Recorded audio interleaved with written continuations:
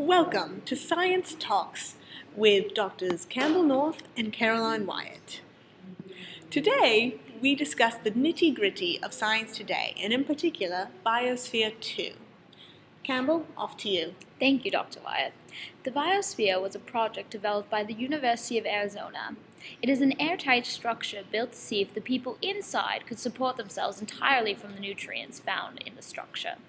The over 3 acres included an ocean, a desert, a rainforest, and various other terrains. The first mission of the project went on for a little over 2 years. It did not continue longer because of a low level of oxygen and dangerous fluctuating levels of carbon dioxide inside. Apparently, what had happened was that the rate of cellular respiration was higher than that of photosynthesis. This means that there was a decrease of the oxygen levels in the biosphere. The rates of photosynthesis and cellular respiration were unbalanced. Now to you, Dr. Wyatt, for further explanation. What really happened here was a breakdown of basic processes necessary for life to continue. Cellular respiration and photosynthesis are heavily dependent on each other. The products of cellular respiration are the reactants of photosynthesis, and vice versa. What happened in Biosphere 2 was that the microbes in the soil did not function as desired. They were supposed to release enough CO2 for the plants to reach maturity, which is a period of several years, but instead, they released their CO2 too quickly. The rate of release was too fast for the plants to keep up with, so an excess of CO2 was present in the biosphere. This CO2 can become toxic and kill off the animals present in the biosphere. It also reacted with the concrete in the biosphere, forming calcium carbonate and storing CO2 and O2. A breakdown in the photosynthesis cellular respiration cycle occurred because the rate of cellular respiration outpaced that of photosynthesis. Another factor that contributed to the mission's failure was an extremely low leak rate in the biosphere. All of this contributed to the collapse of the biosphere.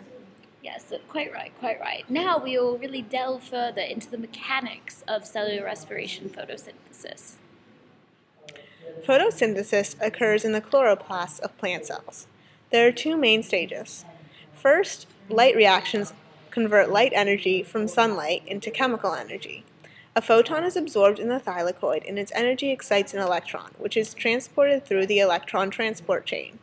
A water molecule is then broken down to release H+ ions and set up a concentration gradient. The H+ molecules travel down their concentration gradient and through the ATP synthase to create ATP and NADPH.